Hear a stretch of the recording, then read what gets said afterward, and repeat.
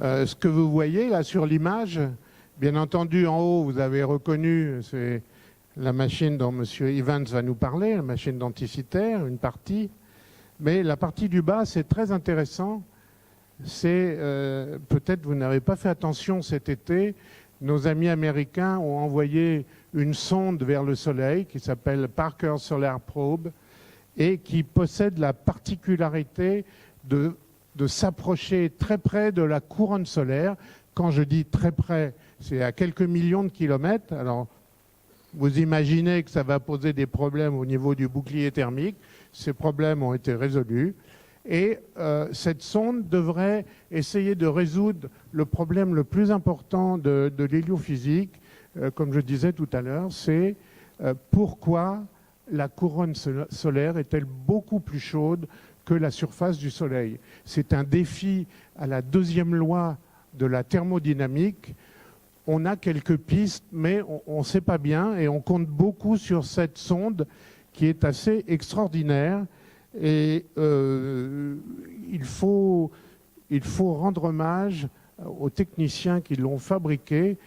Et pour la première fois, les Américains ont donné le nom d'une personne vivante à cette sonde, Eugene Parker, qui est un des pionniers de l'héliophysique. Et je vous conseille de suivre l'aventure de cette sonde au cours des prochaines années, parce qu'on pourrait croire que aller vers le Soleil, c'est facile, et puisqu'il attire tout, c'est pas vrai. Justement, il attire tout. On veut pas rentrer dans le Soleil, on veut se mettre autour. Hein, donc, faut lutter. Et donc, on va mettre 6 ou 7 ans, je me rappelle plus, avec un certain nombre de rebondissements sur Vénus ou la Terre, d'assistance gravitationnelle pour se mettre près du Soleil. Ça va être une aventure merveilleuse. On vous en parlera d'ailleurs dans l'astronomie et sur les sites Internet. Mon cher Laurent, est-ce qu'on peut démarrer? Bon, mesdames et messieurs, bonsoir. Je suis content de vous retrouver pour les conférences mensuelles de la SAF. La première conférence, donc, du mois de septembre. Je voulais vous faire une petite annonce avant. Vous savez que la Société astronomique de France publie un magazine qui s'appelle l'Astronomie. Et pour faire un peu de pub pour ce magazine, on vous propose en ce moment, pendant une période indéterminée, non, déterminée peut-être quelques mois, pardon, ouais, d'accord, 3 numéros pour 9 € seulement. Voilà, et je n'ai aucun pourcentage là-dessus. Donc, si ça vous intéresse, eh ben, n'hésitez pas à contacter l'astronomie pour ça. Alors, je voudrais dire bonjour à tous nos amis internautes. Pour ceux qui ne me connaissent pas, je m'appelle Jean-Pierre Martin. J'ai le plaisir d'organiser ces conférences. Et donc, bienvenue pour cette nouvelle saison. Et comme je l'ai marqué, malheureusement, ça sera la dernière saison à Télécom, parce qu'ils vont déménager à Saclay et vendre les locaux. Donc, voilà. Nous sommes à la recherche d'un nouvel amphi. On a quelques pistes. Pour le moment, on n'a pas trouvé. Donc, je vous tiendrai au courant. C'est pas facile de trouver une salle de 200 ou 300 places. Ici, il y a 300 places gratuites, enfin, ou peu chères, disons, dans Paris intramuros. Hein, c'est une gageure, mais on va y arriver. Si vous avez des idées, vous voyez, vous pouvez me contacter à conf.saf@planetastronomie.com. Ça a l'air compliqué comme adresse, tant pis, hein, vous êtes des scientifiques, vous êtes donc capables de retenir cela. Alors, les prochaines conférences de la SAF, on vous a distribué le programme. Vous avez vu qu'on a un super programme pour la saison qui vient. Voilà le début de la saison. La prochaine fois, on reçoit Athéna Koustenis. Et là, on va faire de l'astronomie du système solaire. Ensuite, en novembre, j'ai réussi à débaucher Sarah Bosman qui va venir du Imperial College, de l'University College de Londres. Rassurez-vous, elle est francophone, elle parle français, elle va nous parler de cosmologie. L'aspirine ne sera pas fournie par la SAF. mais ça va être très... Il n'y a peut-être pas besoin. Ensuite, c'est Olivier Vittas qui va nous parler de la mission vers Jupiter, de l'ESA, JUICE. Caroline Fraissinet, du Latmos, non, près d'ici, à l'Université de Versailles-Saint-Quentin, exobiologie. Jean-Pierre Maillard va nous parler d'un sujet un peu particulier sur la spectro de Fourier appliquée à l'astronomie. Puis on a encore des conférenciers pour après, jusqu'au mois de juin. C'est plutôt les salles qui vont nous manquer après. Alors, ben voilà le programme des autres conférences. Ben vous pouvez piocher ce que vous trouvez d'intéressant. Je vous signale qu'à l'Institut de France, à l'Académie des sciences, il y a une conférence extraordinaire sur la dynamique des systèmes planétaires et galactiques le 25 septembre. Alors, je sais qu'on peut s'inscrire sur la liste d'attente pour cette conférence. Il y a encore de la place en liste d'attente. Mais par expérience, je sais qu'on peut quand même entrer. Et pour ceux le sujet est super intéressant. Et deuxièmement, ceux qui n'ont jamais vu la salle des séances de l'Institut de France, il faut le voir une fois dans sa vie, c'est assez extraordinaire. La commission, alors là, pour les gens de la SAF, la commission de planétologie de la SAF, la prochaine, le samedi 29 septembre, on reçoit un spécialiste, Antoine Lecoq, un spécialiste de la mission InSight qui va se poser sur Mars le 26 novembre, c'est ça? Notre ami Gilles Davidovitch va être le grand maître de conférence, maître d'œuvre de cette présentation à la Cité des Sciences le 26 novembre. Vous êtes tous invités à partir de 16h, c'est ça? 17h, voilà. Ça va être très intéressant. Il y aura des gens impliqués dans cette mission et vous verrez. Alors moi, je vous signale juste qu'on commence à célébrer les 50 ans d'Apollo. Alors, je donne une conférence, mais évidemment, c'est loin de Paris, c'est près de Versailles, les Parisiens ne viendront pas, mais je vous le signale quand même, parce que c'est une conférence très intéressante que je redonnerai certainement encore.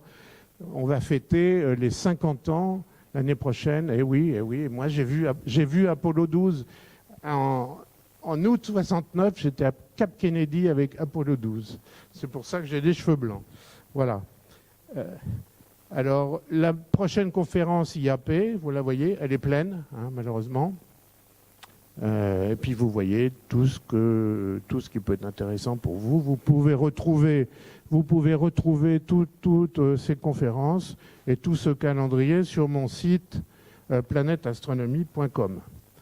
Voilà une photo de la dernière conférence de la SAF du mois de juin, où on a eu le plaisir de recevoir Françoise Combe, qui nous a parlé de matière noire, sujet éminemment intéressant avant de partir en vacances, où on a bronzé tous, bien entendu. Bon, la salle était bien pleine aussi, et Françoise était toujours aussi sympathique.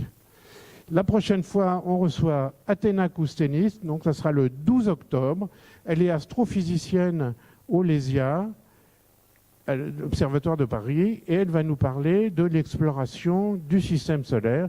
Alors, comme vous le savez, réservation à partir de demain matin. Rassurez-vous, je le dis toujours, c'est pas à partir de minuit, c'est quand je me suis réveillé et que j'ai pris mon petit déjeuner. Donc, pas avant 9 h. Je n'ouvrirai pas les réservations avant 9 h. Voilà. Et ce soir, on reçoit James Evans, physicien, historien des sciences de l'université de Puget Sound. Pour ceux qui ne savent pas où c'est tout à fait à l'opposé de la côte est, c'est côte ouest, vers le nord, hein, vers la région de Seattle, hein, c'est ça, par là. D'ailleurs, ma belle-fille est à Victoria en ce moment, elle est une ville de Victoria, qui est juste en face de Seattle. Et il va nous parler de l'astronomie grecque, la machine d'Anticythère. Alors, je signale qu'il a publié un livre assez extraordinaire sur l'astronomie ancienne, des anciens. S'il y en a qui l'ont lu, ben, tant mieux. Et c'est David Valsgabo qui va présenter notre ami James. J'enlève le... ça.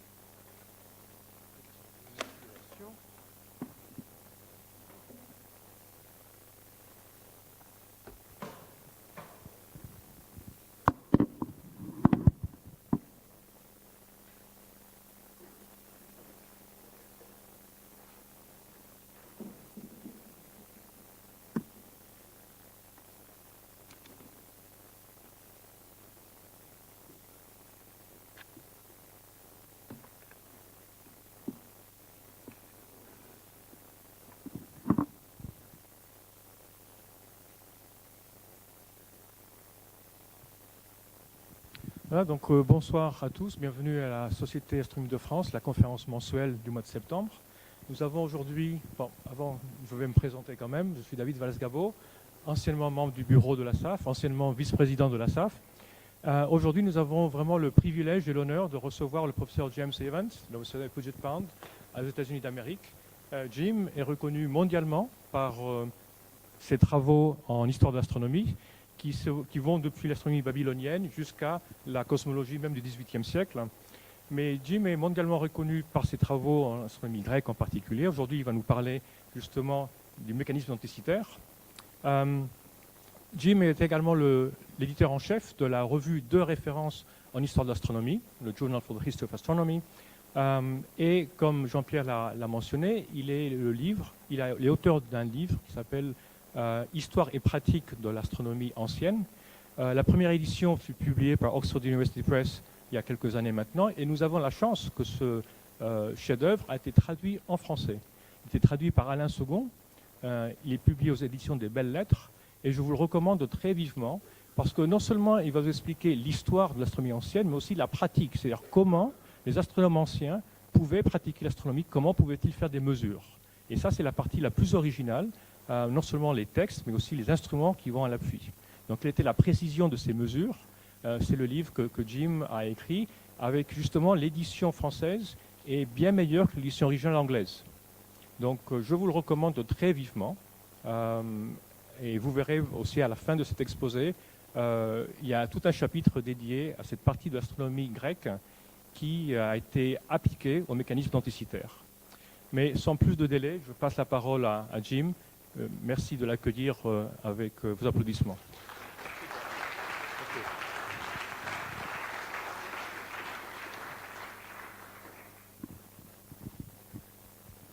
Merci. Il est un plaisir d'être ici avec vous ce soir. Je comprends que la plupart de vos présentations s'occupent de l'astronomie récente, moderne. Mais ce soir, je voudrais vous introduire à un monde disparu. C'est l'univers de nos ancêtres, les astronomes grecs anciens.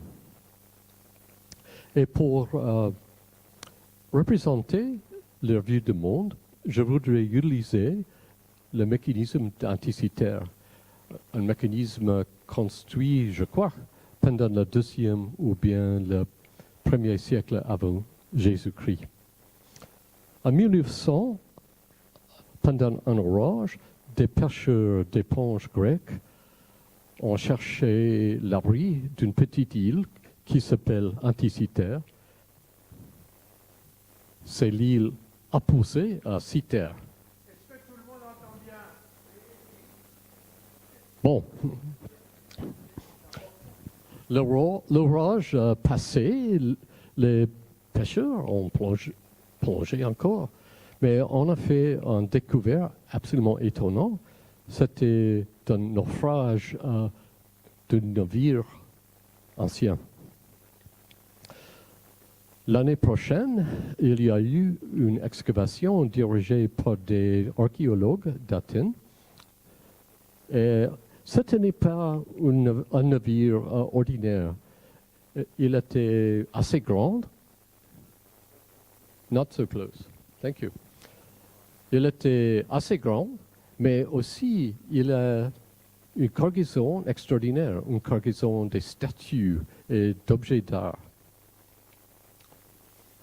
On a trouvé une petite masse informe, à peu près comme ça, et couverte de dépôts. On l'a mis à côté d'un musée, et après quelques mois, il s'est fendu spontanément. Et dans l'intérieur, on pouvait voir des engrenages et des inscriptions en grec. Il nous reste,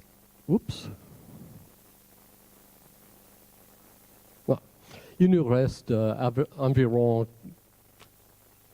80 fragments. Il y a peut-être 4 ou 5 les plus grands. Voici, nous avons le fragment A qui contient 29 engrenages. La grande roue représente l'an du soleil. La révolution de cette rue se passe dans un an. Et ici, nous avons le fragment C avec deux échelles circulaires. L'un est le zodiaque divisé en signes de zodiaque et aussi chaque signe divisé en 30 degrés. L'autre est un calendrier pour représenter l'an des Égyptiens. Il y a un an de 360 jours, 365 jours. Nous avons eu des autres excavations après, pendant les années 70, les plongeurs de l'équipe Cousteau ont visité le même site en utilisant un aspirateur. Ce n'est pas exactement un mode préféré pour les archéologues. Et maintenant, il est en cours une troisième excavation dirigée par Woods Hole Oceanographic Institution. On a trouvé quelques pièces de statues assez intéressantes, mais jusqu'ici, rien de plus de notre mécanisme. Maintenant, je voudrais vous introduire au cosmos des anciens. Le cosmos est une sphère. Au centre, on trouve la Terre. La Terre est sphérique. Aristote nous dit dans le livre qui s'appelle Du ciel que la Terre est sphérique. On le sait parce que pendant une éclipse de la Lune, on peut voir l'ombre de la Terre sur la Lune. Alors, c'est certain. Autour de la Terre, nous avons aussi les autres éléments, l'eau, l'air avec les oiseaux, le feu élémentaire. Et autour de tout cela, cette sphère, une sphère pour chaque planète, nous avons la Lune, Mercure, Vénus, le Soleil, Mars, Jupiter et Saturne. Finalement, la sphère céleste pour les étoiles fixes, représentée ici par les 12 signes du zodiaque. Dans un dessin comme ceci, c'est un dessin simplifié pour la cosmologie et pour des raisons artistiques. L'artiste a supprimé quelques détails techniques parce que chaque planète a aussi un petit épicycle pour expliquer les mouvements rétrogrades. Alors, c'est un manuscrit du 15e siècle de France. C'est une chose assez remarquable que nous pouvons illustrer le monde des anciens avec un manuscrit du 15e siècle. Considérons maintenant le mouvement annuel du Soleil. Voici la Terre au centre du monde, le plein de l'équateur, le plein du zodiaque. Le Soleil se déplace lentement à travers le Bélier et le Taureau, les Gémeaux. Il faut avoir un an pour une révolution complète. Maintenant, comment est-ce qu'on représente tout ça sur le mécanisme denticitaire? Ici, nous avons une reconstruction du mécanisme, de l'extérieur du mécanisme, fabriqué par Tony Freeth de l'Antikythera Mechanism Research Project. Le mécanisme a la grandeur d'une boîte de chaussures. Il y a deux couvertures pour protéger le mécanisme. La face avant est dominée par les deux échelles que nous avons vues, l'échelle pour le zodiaque et l'échelle pour l'an égyptien. Voici Le zodiaque, divisé en signes, d'ici jusqu'ici, c'est le signe des Kélaï, c'est-à-dire les pinces du scorpion. C'est un autre nom pour la balance. Ici, le mois de Pacon des Égyptiens et le mois de Péni divisé en jours. Chaque mois divisé en 30 jours. Alors,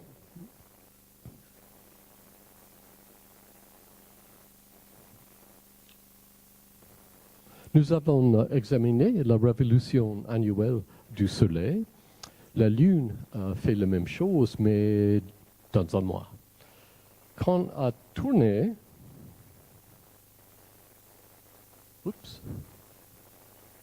quand on tourne ce bouton ou manivelle, il y a une petite sphère dorée qui représente le Soleil, et ça se déplace autour du zodiaque. En même temps, une sphère en argent se déplace beaucoup plus rapidement pour représenter le mouvement mensuel de la Lune. OK, c'est bien ça. Il y a des phénomènes très importants pour toutes les civilisations anciennes. Et je parle maintenant des levées et couchers héliaques des étoiles fixes. Une constellation comme les Pléiades se lève et se couche chaque jour. Mais il y a un événement spécial qui s'appelle lever du matin.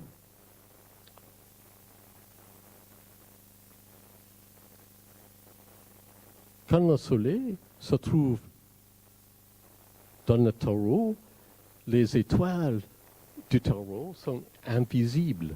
Il faut attendre quelques semaines, et quand le soleil est là, les étoiles du taureau commencent à être visibles. Alors, nous avons un événement qui s'appelle le lever du matin du taureau. Juste avant l'aube, on voit l'horizon vers l'est. On peut voir pour la première fois de l'année, le taureau se lève. Après quelques minutes, le ciel devient trop brillant et les étoiles disparaissent. Ici, nous avons une inscription de Miletus ou Millet. C'est une espèce de calendrier célestial. Nous avons beaucoup de lignes d'écriture qui indiquent un événement célestial. Et à côté de cette ligne, on a un trou pour chaque ligne d'écriture. Quelqu'un a eu l'obligation de déplacer un petit bâton de bois d'un trou à la prochaine, jour à jour. Voici la traduction de colonne centrale de cette péripègme. Opposé à le premier trou, le soleil est dans le Verseau. Le prochain jour, le lion commence son coucher le matin. Nous avons 2 jours avec rien à dire. Après cela, l'oiseau commence son coucher le soir. C'est un péripègme, c'est une chose assez commune parmi les Grecs et les Romains aussi. Sur le mécanisme anticitaire, on trouve aussi un péripègme pareil. Voilà, c'est la plaque qui contient une partie du péripègme. D'origine, la plaque était en bas, mais il y a eu des dommages pendant le naufrage et la plaque est devenue fusée au cercle. Voici le texte grec préservé. Notez que nous avons des lettres clés. Sigma, l'inscription dit Arcturus se couche le matin. Et sur le cercle du zodiaque, on trouve des lettres clés. Quand le soleil est là, à peu près le delta, on peut consulter le texte pour voir qu'est-ce qui se passe ce jour-là. Alors, nous avons dit que quand on tourne le manivelle, la Lune se déplace autour du zodiaque. C'est Michael Wright qui a fait la découverte assez intéressante que la petite boule qui représente la Lune tourne au cours du mois et une moitié de la sphère est en argent et l'autre moitié est en noir. Et avec le tour de la sphère, on peut représenter les changements des phases de la Lune. C'est une chose assez intéressante. Nous savons aujourd'hui que la Lune ne marche pas avec une vitesse constante. Il suit les lois de Kepler avec un mouvement dans une ellipse et avec une vitesse variable suivant la loi des airs. Les anciens ont reconnu la vitesse variable de la Lune et ils ont inventé quelques constructions géométriques pour le représenter. Est-ce que c'est possible que sur le mécanisme denticitaire, on a trouvé le moyen de représenter le mouvement variable? Oui, c'était un découvert par Tony Freeth. C'était une chose assez extraordinaire. Nous avons 4 petits engrenages. Nous avons 2, le E5 et le E6, montés l'un sur l'autre avec le même centre. Ils font du contact avec les 2 autres, le K1 et le K2. Ici, nous avons aussi l'un sur l'autre, mais avec des centres différents. Il y a